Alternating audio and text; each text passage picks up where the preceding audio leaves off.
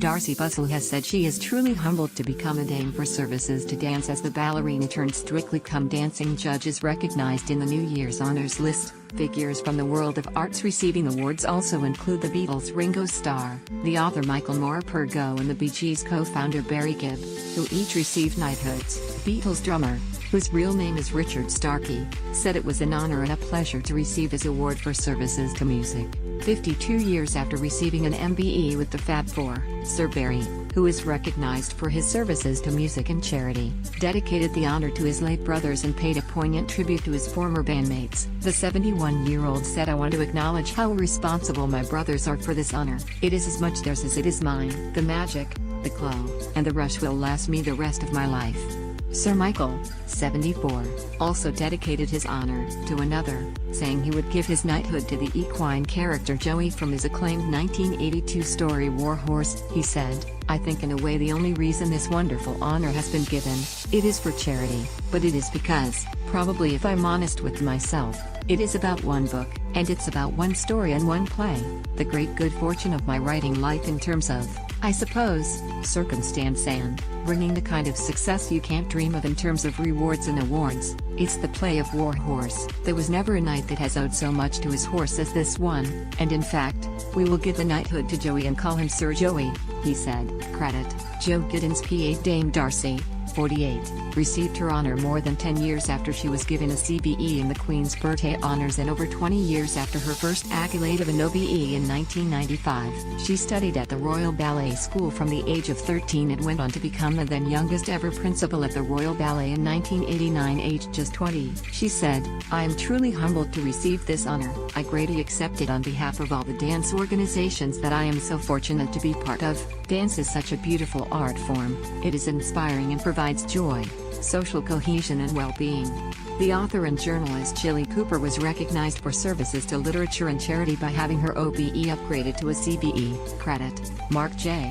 Terrell/AP. She told The Telegraph, "Commander is such a lovely word. I feel like a naval officer. I am very pleased. One shouldn't be so thrilled, but I am. It's just such an honor." The actor Hugh Laurie, former British Vogue editor Alexandra Schulman and the chef Rick Stein were also all made CBEs. Also among the 1,123 people honored in this year's list was 80s star and self-described maverick Mark Hammond, who receives an OBE for services to arts and culture. The 60-year-old, who had hits including Tainted Love as one half of electric duo Soft Cell, said he was totally excited to be recognized, adding, "I can't really be a rebel anymore. I think it's time to leave it to younger people." Breakfast TV veteran Eamon Holmes, 58, who is also awarded an OBE for services to broadcasting, said it was a wonderful accolade. He said, "It's like getting a gold star for your homework. 2018 will be my 38th year as a broadcaster and I can't think of a better way of marking that." Lord Bragg of Wigton and Lady Antonia Fraser were both made Companions of Honor. 101-year-old veteran recognized for educating young about Second World War. A former Army officer who has spent years educating children about the Second World War has become one of the oldest people recognized in the New Year's honors. At 101 years old, Lieutenant Colonel Mordaunt Cohen is older than the MBE he is to receive, as the award was only instituted in 1917 by King George V. Lieutenant Carl Cohen, of Edgware, is the UK's most senior Jewish Second World War veteran and has spent decades educating younger generations about what troops went through. He postponed his fledgling career as a solicitor to join up in 1940 after hearing the stories of Kindertransport refugee children. He went on to serve in the UK, Nigeria and Burma. He said he was dedicating his MBE, which is awarded for services to Second World War education, to the soldiers who didn't come home and who sadly paid the ultimate sacrifice. "When I was commanding troops many miles from here, in very tough conditions, never did I even imagine that aged 101, I would receive such an honor," he said. "As the years go by, there are less of us around to tell our story. I look forward to continuing to educate as many people as possible in the years ahead, health permitting. It is my mission to make sure that future generations will understand what our armed forces went through, so that we can all live freely and in peace in this country." Another 101-year-old was also recognized for her work. Helena Jones is to receive a British Empire Medal for services to young people in the community in Brecon. Powys. At the other end of the age spectrum, the youngest recipient announced among the honours is only 18 years old. Lucia Mee, of Ballycastle, Antrim, is recognised with the British Empire Medal for her work raising awareness of organ donation. In all, around 70% of the honours announced were for outstanding contributions to local communities. Women's cricket recognised for Year of Triumph. Women's cricket is celebrated in the New Year's honours after a year in which the England team won the World Cup.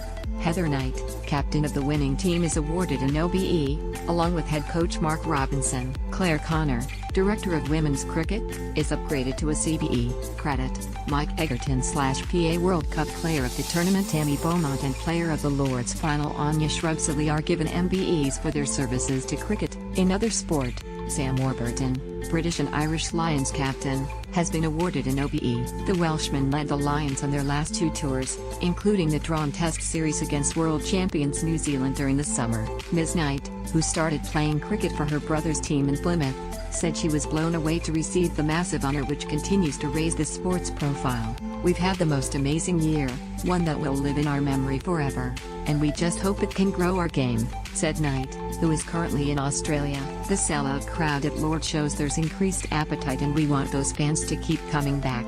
Ms. Shrubsily told The Telegraph, "It's a massive honour to be awarded an MBE, and it rounds off the most incredible year for me and, more importantly, for women's cricket. You never imagine you'll be given an honour like this, and it's so special."